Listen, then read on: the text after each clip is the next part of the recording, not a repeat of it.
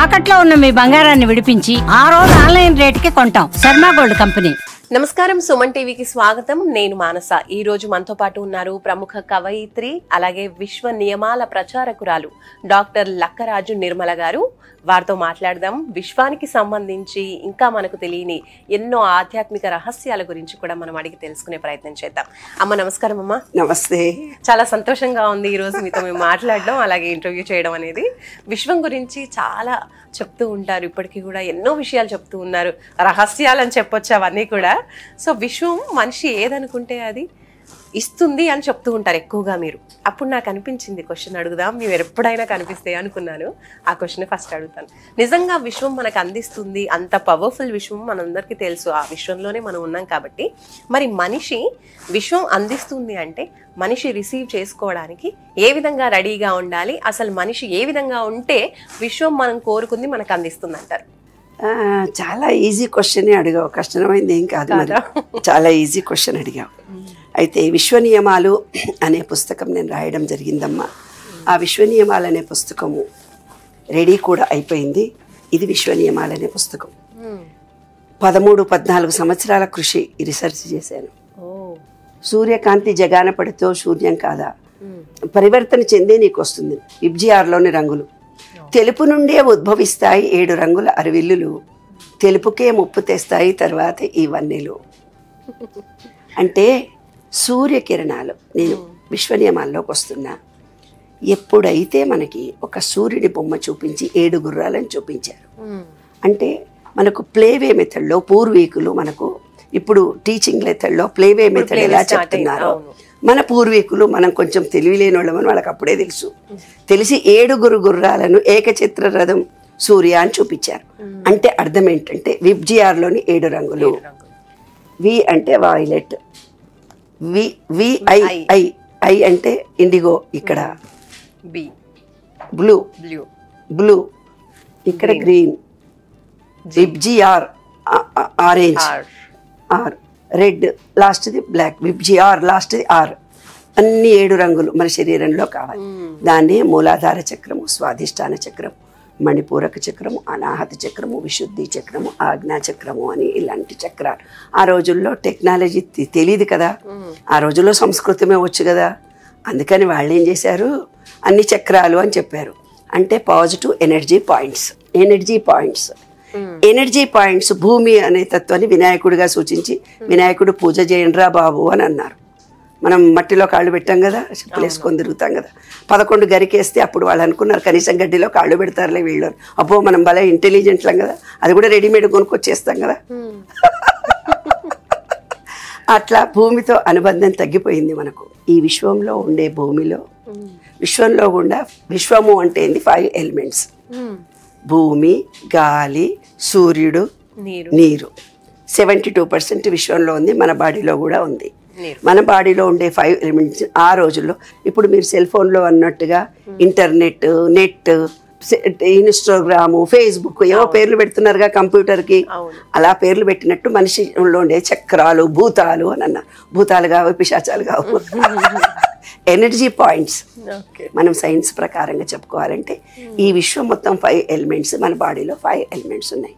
ఈ 5 ఎలిమెంట్స్, ఆ 5 ఎలిమెంట్స్కు లోపం జరిగినప్పుడు మనలో ఇబ్బందులు కలుగుతాయి. అవి ఎలా కలుగుతాయి దాని మీద నేను రీసెర్చ్ చేశాను. దాని గురించి ఇంకా క్లుప్తంగా చెప్పాలి అని అంటే, ఇక్కడ ఉండే పాయింట్ని ఏమన్నారు, ఆజ్ఞాచక్రము అన్నారు. ఆజ్ఞాచక్రం అంటే శివుడికి 3వ కన్నుగా చూపించారు. 3వ కన్ను ఏంటి, ఐసీయు అని. మనం చేసే ప్రతి పనిని మన కన్ను చూస్తుంది. అన్ని మాటలు అంటూ నీ అంతరాత్మకు తెలియదు, నువ్వు మంచి చేసినావు చెడు చేసినావు అంటామా అనమా? ఖచ్చితంగా అంటాం. అంటే అదే 3వ కన్ను, అదే జ్ఞాన నేత్రము. ఎప్పుడైతే ఇందాక చెప్పాను, ఒక్కసారి జ్ఞానం ఏదైతే వస్తుందో ఇంకోసారి మనం అజ్ఞానంలో పడకూడదు అనేది శాస్త్రం. కానీ మన ఎనర్జీ పాయింట్లో ఈ జ్ఞాననేత్రం కూడా క్లోజ్ అయిపోతుంది. ఎందుకు? ఎప్పుడైతే మీలో పూర్తిగా ఇది ఆత్మ అన్నారన్న, ఆ రోజుల్లో ఆత్మ అన్నారు అంటే ఎనర్జీ పాయింట్. ఏమ్మా ఎనర్జీ పాయింట్, ఈ ఎనర్జీ పాయింట్ ఆత్మ, విశ్వంలో ఉండేది పరమాత్మ అన్నారు. వాళ్ళు 2 పదాలు చెప్పారు, నేను విశ్వము అంటున్నాను, ఆయన పరమాత్మ అన్నారు. పరమాత్మ అంటే 5 ఎలిమెంట్స్తో కూడినటువంటి ఒక ఎనర్జీ. ఎనర్జీ విశ్వంలో ఎప్పుడూ తిరుగుతూ పోతుంటుంది. మనలో ఉండే ఎనర్జీ పాయింట్ ఇది. ఆ ఎనర్జీ పాయింట్లో లోపాలు జరిగిన ఆ ఎనర్జీ పాయింట్ నుంచి ఈ విశ్వంలో ఉండే ఎనర్జీని కలవడానికి కనెక్షనే నేను చెప్పే విశ్వ నియమాలు. ఓకే, అంతే. రైట్. అండ్ విశ్వ నియమాల గురించి చెప్తున్నప్పుడు మనం విశ్వం ఏదనుకుంటే అది ఇస్తుంది అంటున్నారు కదమ్మా, అది ఎలా సాధ్యమవుతుంది అంటారు? అంటే మీరు సాధన చేయడం వల్ల మీకు సాధ్యమవుతుందా, ప్రతి ఒక్కరికి కూడా సాధ్యమవుతుంది? ప్రతి ఒక్కళ్ళకి సాధ్యమవుతుంది. అలా ఎలా? ప్రతి ఒక్కళ్ళకి సాధ్యమవుతుంది. నిన్న సాయంకాలం పొద్దున్న నుంచి విశ్వ నియమాల పుస్తకాన్ని స్క్రిప్ట్ రాస్తూ దిద్దుతూ చాలా వర్క్ చేశాను. నిన్న వేస్తే వాకింగ్ వెళ్ళలేదు నేను. ఇప్పుడు నేను వెళ్తానని 6:30కి జస్ట్ మా ఇంటి ముందే ఒక పార్క్ ఉంది, ఆ పార్కులోకి వెళ్ళారు.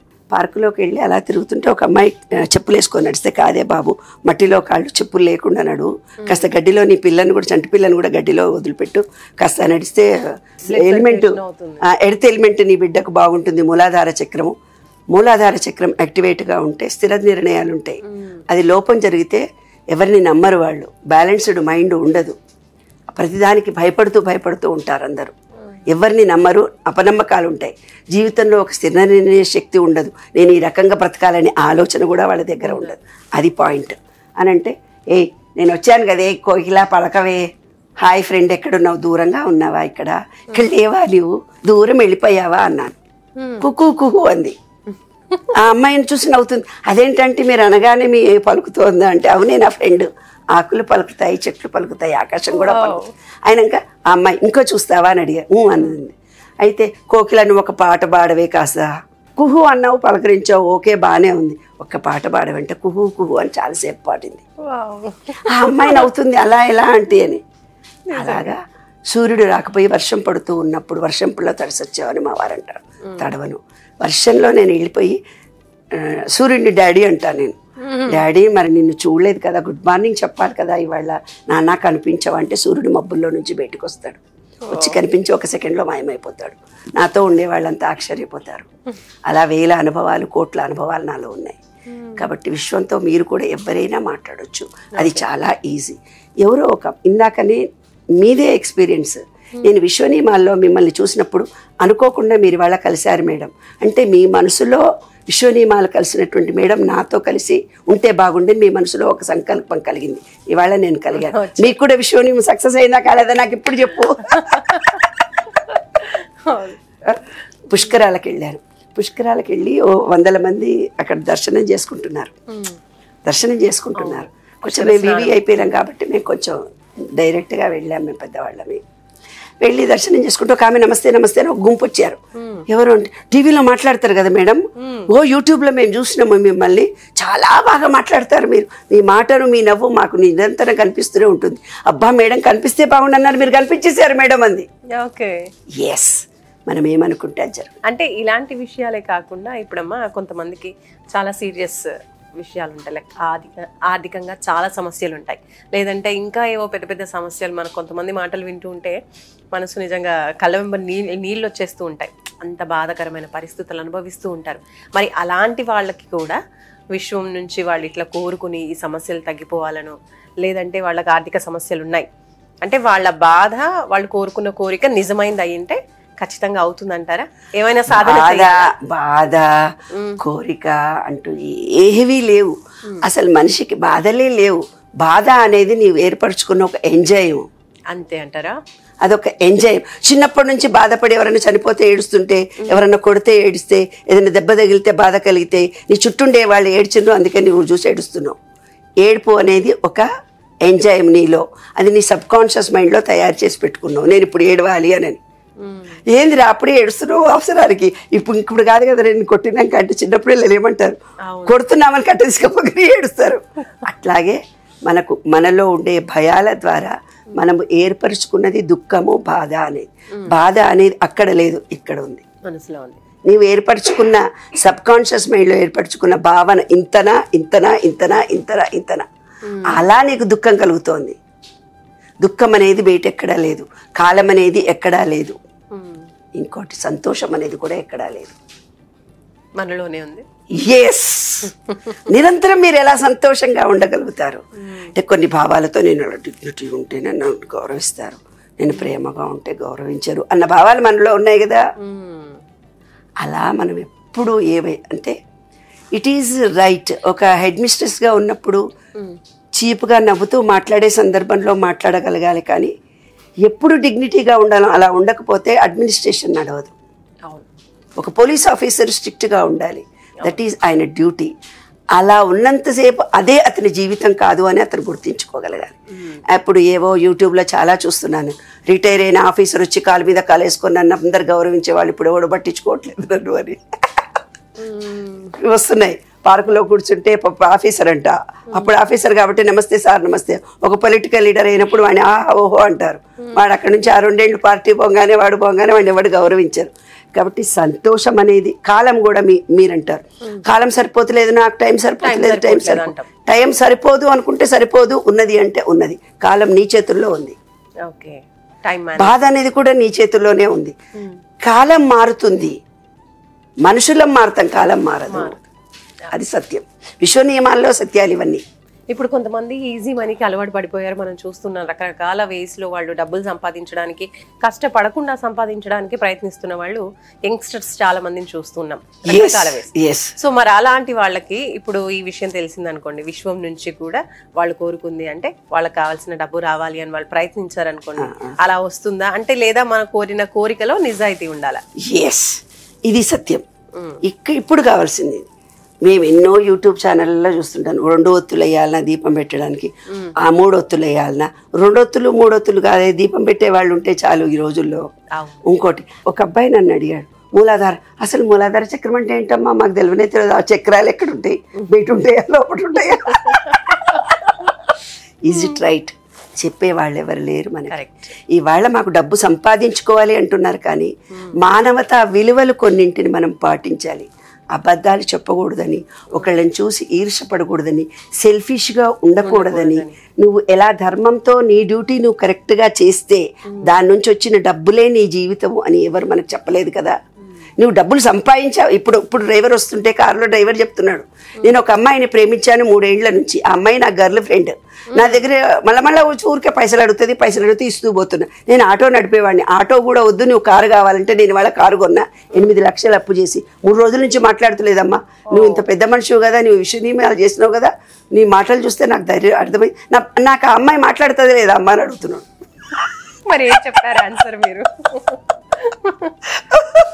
పెళ్లి చేసుకునే భార్యనే నమ్మట్లేదు, ఎవరో గర్ల్ ఫ్రెండ్ నువ్వు నమ్మి ఆమెకు డబ్బులు ఇస్తూ ఆమె చెప్పిందని నువ్వు చేసి ఆమె నిన్ను పలకరించకపోతే నువ్వు బాధపడుతున్నావు అంటే, రేపు ఇంకో అమ్మాయిని పెళ్లి చేసుకుంటావు కదా నువ్వు, అవసరమైతే చేసుకుంటావా చేసుకో. లేదు మేడం, అమ్మాయినే ప్రేమించిన, ఆ అమ్మాయి ఇంకొకళ్ళని చేసుకొని వెళ్ళిపోయింది అనుకో, అప్పుడు నీ పరిస్థితి ఏంటి? కాబట్టి మనం యథార్థాన్ని యథార్థంగా ఒప్పుకోవాలి. ఇప్పుడు డిజేబుల్డ్ స్కూల్ నేను రన్ చేశానని చెప్పాను కదా నాన్న, కాళ్ళు చేతులు లేని పిల్లలకి అయితే కాళ్ళు లేదు చెయ్యి లేదని ఎక్సెప్ట్ చేస్తూ యాక్సిడెంట్లో పోతుంది నాన్న, ఒక అమ్మాయికి పోతుంది, ఒక వ్యక్తికి చెయ్యి పోతుంది, ఒక కాలు పోతుంది, ఎక్సెప్ట్ చేస్తున్నావా లేదా? అలాగే నాకు డిజేబుల్డ్ పిల్లగాడు పుట్టినట్టు నువ్వు ఒప్పుకోవాలి. అలాగే నీ సంపాదన 4,000 అంటే 4,000కి నువ్వు ఒప్పుకోవాలి. 10,000, 5,000, 20,000, 50,000 సంపాదించడానికి ఈ విశ్వం నీకు ఇచ్చింది ఎంత? ఈ బాటిల్లో నువ్వు ఎన్ని నీళ్లు పడతాయి? ఒక 200 ml. 200 ml. నేను 1 లీటర్ పోయాలనుకున్నా, పట్టదు. అలాగే విశ్వ నియమం అంటూ ఒకటి ఎప్పుడు పర్మనెంట్గా ఉంది. ఆ నియమం ఏమిటి? ఒక 3,000 పనిచేస్తున్న ఒక అటెండర్ ఉన్నాడు, 3,000 రూపాయలకు పనిచేస్తున్నాడు, కానీ వాడు పనిచేసేది 1,000 రూపాయల పని, 2,000 పనే కొడుతున్నాడు.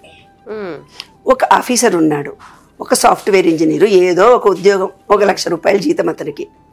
ఒక CEO ఉన్నాడు, 1,00,000 రూపాయల జీతం, కానీ 25% పనిచేస్తున్నాడు. 25,000 పనిచేసి 75,000 పనే కొడుతున్నాడు, కానీ 1,00,000 రూపాయల జీతం తీసుకుపోయి ఆ 75,000 ఒక ఇల్లు కొనుక్కుంటానని ఇచ్చాడు. ఇల్లు గడవడానికి 25,000 వాడుకున్నాడు, 75,000 రూపాయలు వనుకో అడ్వాన్స్ ఇచ్చాడు, ఫ్లాట్ కొనుక్కుందాం. వాడు ఫ్లాట్ ఇవ్వడు, వీనికి డబ్బులు రావు.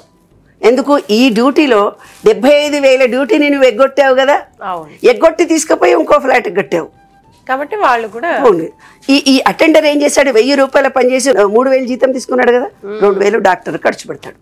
వాడి బిడ్డకో వాడికో ఏదో ఒకటి కడుపు నొప్పో ఏమో వస్తుంది, డాక్టర్ దగ్గర పోతాడు, 2,000 ఖర్చు పెడతాడు. అంటే ఈ విశ్వం ఏం చేస్తుంది?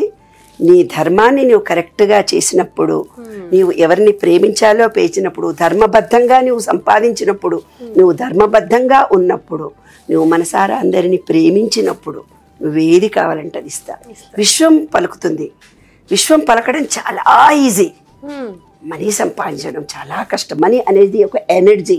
ఆ ఎనర్జీ లెవెల్స్ నీలో ఉండాలి, అప్పుడే నీకు డబ్బు వస్తుంది. రైట్ అమ్మా, థ్యాంక్ యూ.